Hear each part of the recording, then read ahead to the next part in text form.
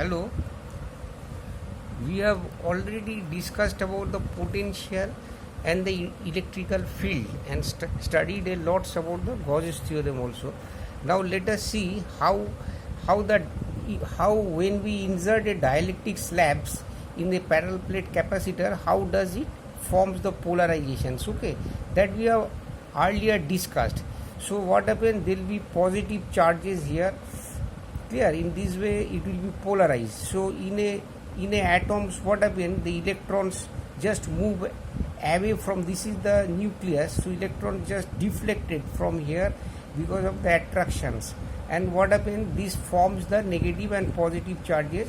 So if there is an electric field we apply in this way, so there will be a reverse electric field here inside the dielectric, and this will form a surface density charge, and at the same time it will be polarized there.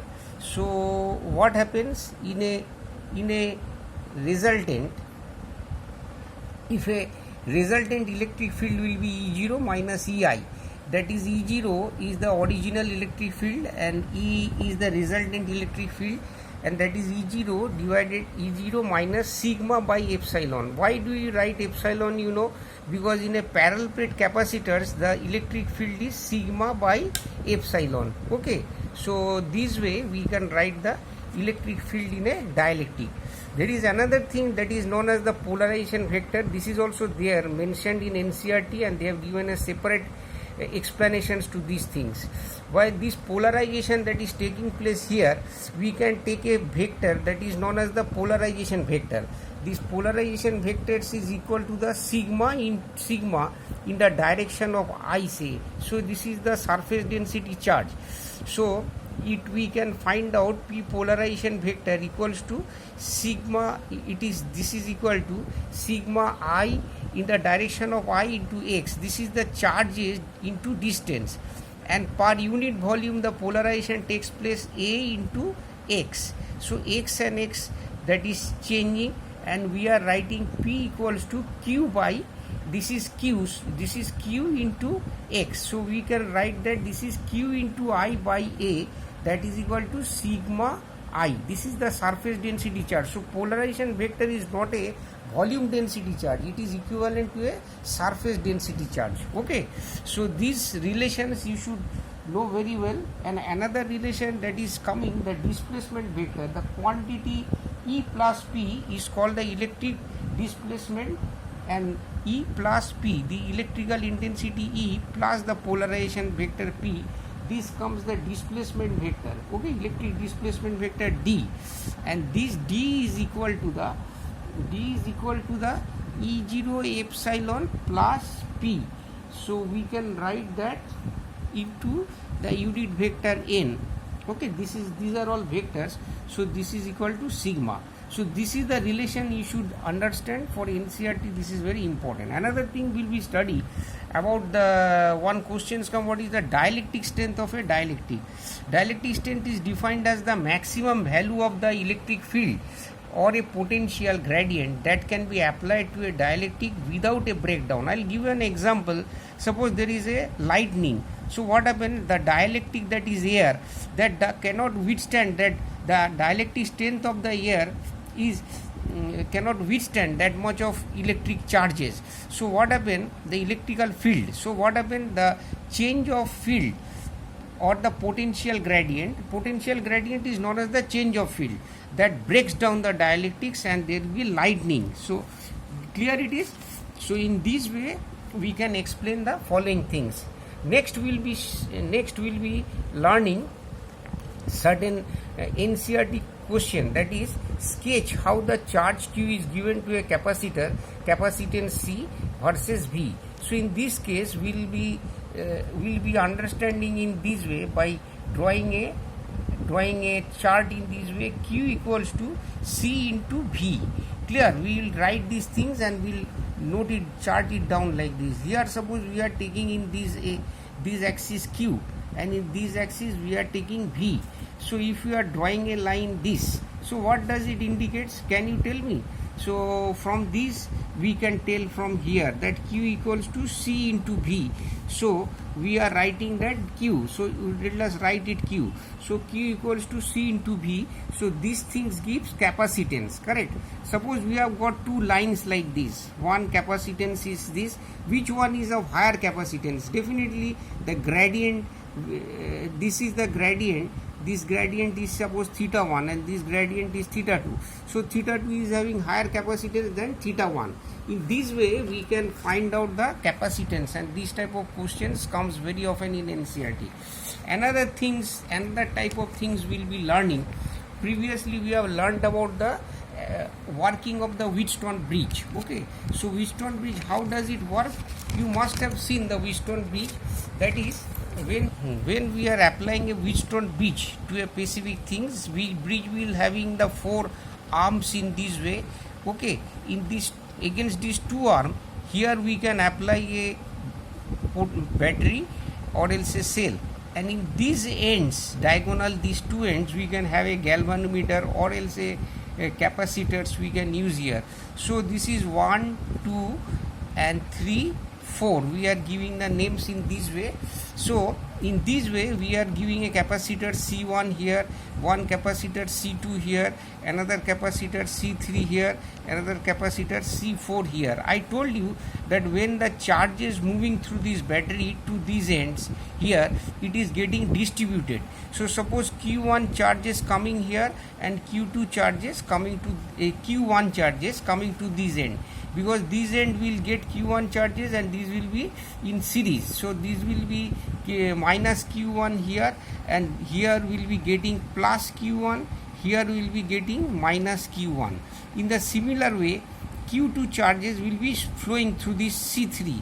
So here it will be plus Q3 and here it is minus Q3. Similar way we will be writing plus and minus, and here it will go like this. Clear? It is Q2. Okay, Q2 and Q2. So this is Q1 charge and this is Q2 charge. So what we can write, we will be taking the intensity at this potential at this end, that is 2 to 4 is equal, means potential at 2 is equal to the potential at 4.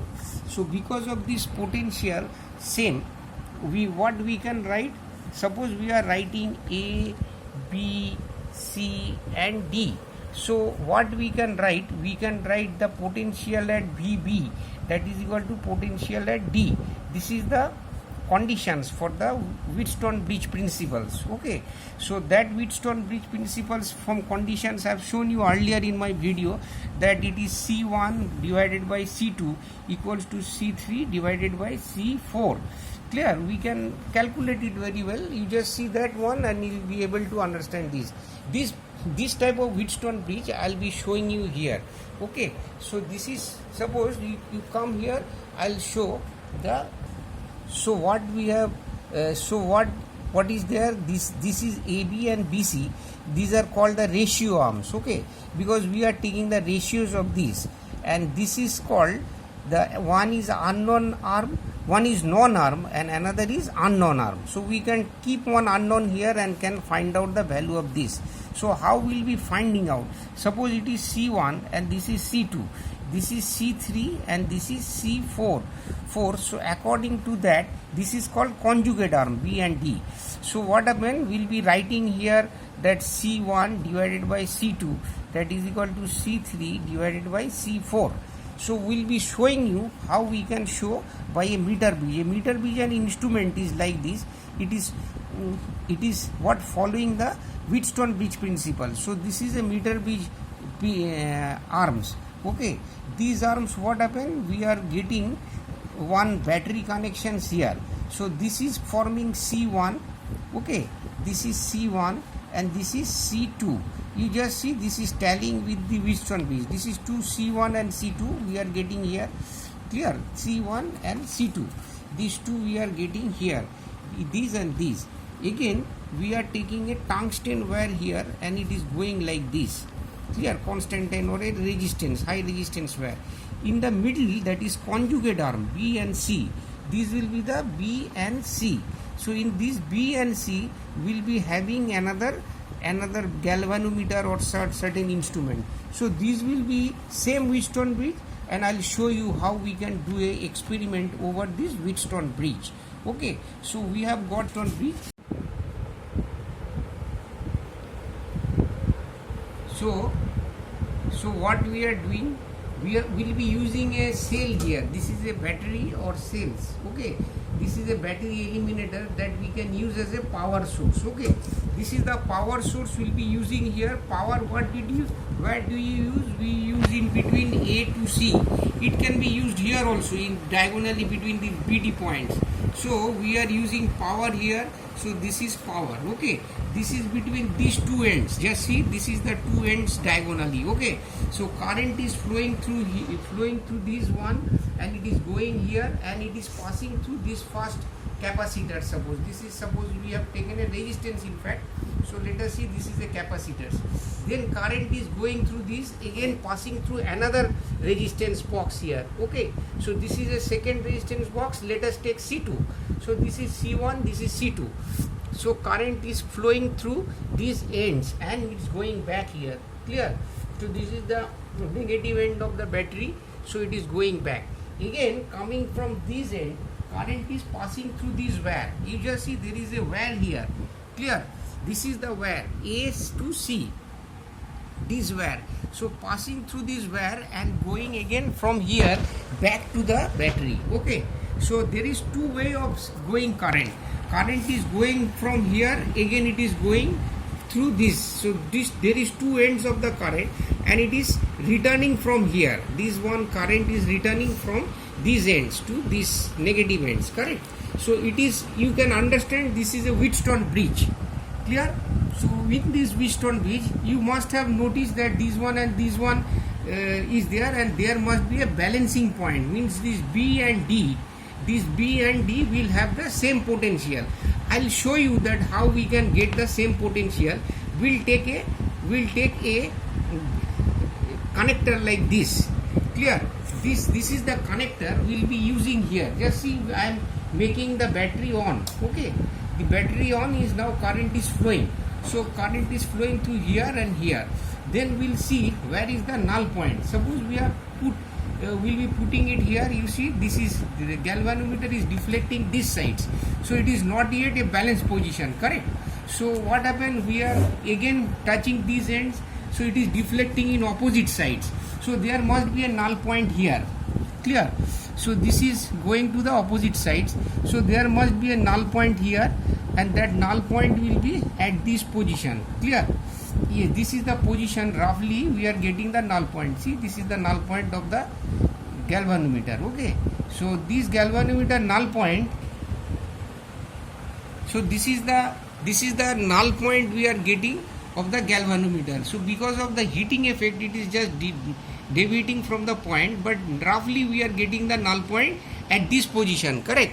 So this is the point where B and D potential is same as the null point we are getting. So potential at this point and this point is same.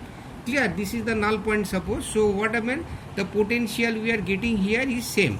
So in this way, what happened, we are taking the potential same between this point, means between this point we are getting the potential same. Now you see these things, potential at this point is same. So what we can write, C1 by C2, means this one by these two, this one by this one by these two is equal to the resistance of this one by these two. Clear? Clear it is? So we are writing C1 by C2 equals to C3 by C4. In this way we can understand the function of the Wheatstone bridge, and we'll be applying this Wheatstone bridge to different type of numericals. Suppose we have got a numericals like this. Here we have got a numericals. We have written it down like this. Say this is the first question of the Wheatstone bridge. Okay, this is the question on Wheatstone bridge. A diagram on which we have got a capacitance here, and another capacitance at this position, another capacitance at this position, another capacitance at capacitor at this position, another capacitor at this position, another. How will we drawing these things? See, if you are getting a capacitor in the middle, so we'll give the name 1, 2, 3 and 4, this is 4, 1, 2, 3, and this is 4. So this will be drawing like this. This is suppose 1, and this is 2, this is 2, this is 3, and this is 4. Clear? This is 3 and this is 4. So this thing, see, 1 to 2, 1 to 2, 2 to 4, 2 to 4, 2 to 3. You see 2, 1 to 3. See 2 to 3 we are getting like this. 2 to 3. In this way we are getting 2 to 3. And 3 to 4 we are getting like this. 3 to 4. Clear? So all these arms we are getting here. So we'll be now doing the sums. How will be doing? If we know the capacitance, suppose this is 1 microfarad, this is 3 microfarad, okay, this is 1 microfarad, this is 2 microfarad, and this is 6 microfarad. So what we can write? 1 by 3, and that is equal to 2 by 6. Clear? If we don't know any of the capacitors, we can find out from here. This is also coming 1 by 3. If the ratios are same, so we can say it is a balanced bridge. Clear? Because in this case 2 and 4 will have same potential. So we can do this sum. If it is all unknown, say one resistance is unknown to us, we can find out the resistance in this way. So this is one sum that we can do like this. Let us do another next sum. What are the charges appears in 3 of the capacitors? Okay, so we have taken here 8, and this is a 4, this is another 4 microfarad. So what happens when this is the battery is given? So in this battery, charges are it is being first charged. This one is being getting charging, and as it is getting, suppose it is getting 2q charges. So it is getting plus 2q charges, and this is minus 2q charges. This minus 2q charges is coming from these two ends. One end of this capacitor, one end of this plate of the capacitor, by induction it is coming. So what happens? This will be giving positive charges q, and this will be giving positive charges q. This is minus q charge, and this is minus q charge. In this way, we'll first give the charges and allot the charges in different things, and then we can find out the potential. And charges, once we find, we can find out everything from here. Suppose this is having a charge q, so voltage in these things will be 4. We have seen that q equals to c into v. So in this way we can find out by c by v, q by c, that is equal to q by 4, that is equal to v. Again this is equal to what we can write here. We can write that this is 2q.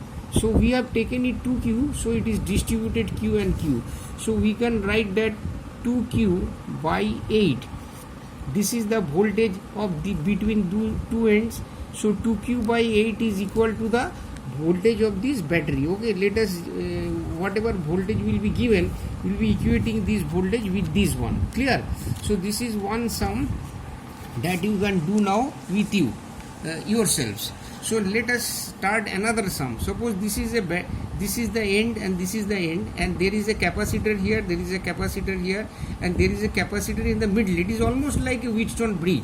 Then we'll be applying the battery these ends. Suppose we'll have to find out, we'll have to imagine a battery in being connections with these two. So how we'll be doing this one? We'll be taking the capacitance C1 and C and C here, and C and C here. So this is the battery, so it is giving a charge plus q here, so it will be minus q. Clear? So here also it is giving plus q and it is minus q. This is parallel to each other. Then what happens? This minus q is introducing plus q charges here. Again this minus q also introducing plus q charges here. So this plus q and plus q, these are of same charges in the same plate, so it will have same potential. So same potential means like Wheatstone bridge null point, this one will be cancelled. Clear? So we'll be getting C and C like this. If it is parallel to this is, we'll be adding C plus C, that is 2C. So the capacitance of this system is 2C. Clear? So this one we have done. Next we'll be doing another sum like this. Suppose this is a 10 volts battery and there is a capacitance of 5 microvolt and 6 microfarad farad, sorry 5 microfarad and 6 microfarad here, and it is connected by a wire in this way. Clear? So what happens, the charges are moving to this end, again charges are moving to this end, so this is parallelly connected. As the charges are different, suppose charges going from this end to this here, and again charges going from this end to 5, so what will be doing, this is connected in, tell me in which series it is. This is a Q1 and this is Q charge and this is Q charge, so two different charges, so this will be parallel connections. So parallel connections means 5 plus 6 will be adding and it will be 11 microfarad. Okay, this 11 microfarad will be added into 11 microfarad into 10 volts, that is it will be 110 volts here. Clear? So this way we can calculate the voltage. This way we can this is voltage and this is called capacitance, C into V, this gives Q. So 110 micro coulomb. Okay, this will be voltage and this is the capacitance. So voltage into capacitance will be transferring and will be writing 110 coulombs. So this much of charges are there in the capacitors. Clear? So next we will be finding another sums. Suppose this is a battery of 50 volts. This is connected with 4 microfarad and this is 8 microfarad, and this is 3 microfarad and this is 6 microfarad. So battery is giving charges to these and these. These two charges will be same. Okay, as these two charges are same, so it will be connected in same charges, means we will be taking it as series connections. So this will be in series and this will be in series. So how we can find out series? We can find out series, that is these will be 4 and 6, so we will be taking 1 by 4 plus 1 by 8 and we will be getting the capacitance of this is 1 by C. So C is equal to the 8 by 3. So this is the equivalent capacitance of this system. Again similar way we can find by 1 by 6 and 1 by 3, 1 by 6 plus 1 by 3, 2 microfarad. So 2 microfarad is the capacitance of this system. So we can find out the potential. What would be the potential? This is 50 volt. So 50 volt will be multiplying with this. So here we have got the capacitance of this one, and that will be C into V. We'll be taking the V here. So this will be 4 into 400 by 3, this much of charges. Okay, so this is C into V equals to the charges. So this much of 3 coulombs will be the charges of this in this system. So from, if we are finding out the charges in these and these, then we can find out the capacitance, because charge Q into V, Q divided by V gives the capacitance C. So as we know it is 4, so we can divide it by Q. Q divided by V, we get the capacitance here C. So what will be writing? Q by C equals to V. So if you are doing these calculations and finding out, it will come 50 by 3. Clear? This is 4 and we divide it by this, we get 50 by 3. Here also we are getting 50 by 100 by 3. This is 4, this is 8. So 50 by 3 and 100 by 3, it will come 50 by 3. In the similar way, we will be finding out the capacitance of this one also, because these both will be acquiring the same charge, and then we will find the capacitance of this and capacitance of this. You calculate this one in the similar way as we have done here, you will be getting again 50 by 3. So what happens, this is 50 by 3 and this is also 50 by 3, like similar, like a Wheatstone bridge, we are getting a similar ends here. Okay, this and this potential is same, so it will be a null point here. Clear? So this way we will be doing all calculations. I will be showing you, let us do some simple calculations at the beginning. Then what happen, after some time when we will be learning this very well, we will be able to do lots of calculations of complicated types. First let us see the distribution of the charges and these things, whatever you have learned. So student, thank you for attending this one, and I feel you have understood. If you are not understood, please inform me. Correct? Okay.